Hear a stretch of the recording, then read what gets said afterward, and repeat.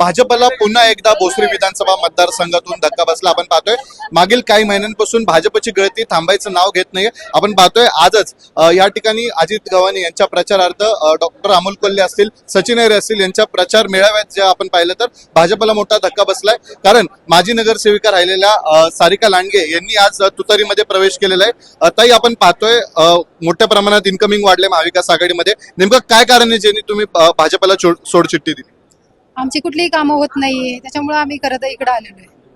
नेमकं काय काय काय प्रकरण होतं की तुमची कामं होत नव्हती? कुठेतरी श्रेयवादाचं चित्र आपल्याला दिसायला मिळतंय. वाड्यातील समस्या असतील, कुठं काय आपलं कुठलं श्रेय असेल कामांचं, परत कार्यकर्त्यांचं नोकरीबाबत असेल तर कुठलंही काम होत नव्हती, त्याच्यामुळे आम्ही लक्ष बदललं. आपण पाहतोय मोठा धक्का भाजपला बसलाय तुमच्या माध्यमातून. शरद पवारांच्या राष्ट्रवादीमध्ये प्रवेश केलाय. काय भावना आहेत तुमच्या? आज भावना खूप आनंदित आहे आम्ही. आता अजित भाऊ निवडून आल्यानंतर आमच्या प्रभागात रेड झोनचा प्रश्न आहे.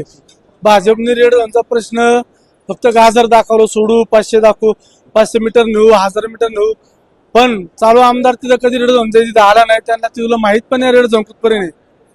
तर त्याच्यासाठी आम्ही नेमकी काय कारण आहेत भाजपला तुम्ही सोडलं? कारण आपण पाहतोय भाजपा सत्ताधारी पक्ष, तुम्ही सत्ताधारी नगरसेवक असून देखील भाजपला सोडले. मी खरं तर सांगायचं म्हणलं होतं 2007 मध्ये आम्ही माझी मिश्र अपक्ष निवडून आली, तर त्या टायमाला माझी एवढी कामं झाली. 17 मध्ये निवडून आलो भाजपमध्ये, पण आमची कोणतीही कामं नाही झाली.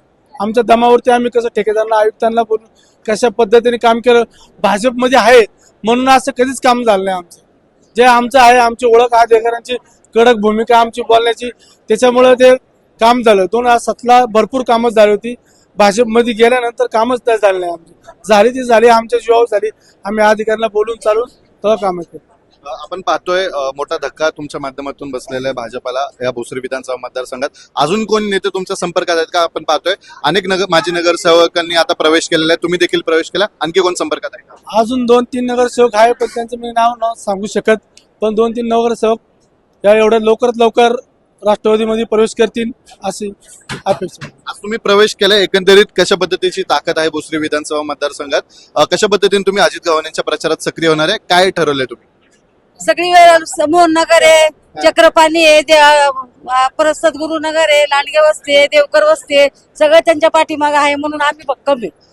हो, आपण पाहतोय या ठिकाणी मोठा धक्का भाजपला बसलाय. कारण माजी नगरसेविका राहिलेल्या सारिका लांडगे यांनी आज राष्ट्रवादी काँग्रेस शरदचंद्र पवार पक्षात प्रवेश केला. आपण पाहतोय मोठ्या संख्येने त्यांच्यासोबत कार्यकर्त्यांचं बळ या ठिकाणी आलेलं आपल्याला पाहायला मिळतंय. कॅमेरामॅन बाबदा शिवराजसह प्रसन्न तरडे, आपला आवाज, पिंपरी चिंचवड.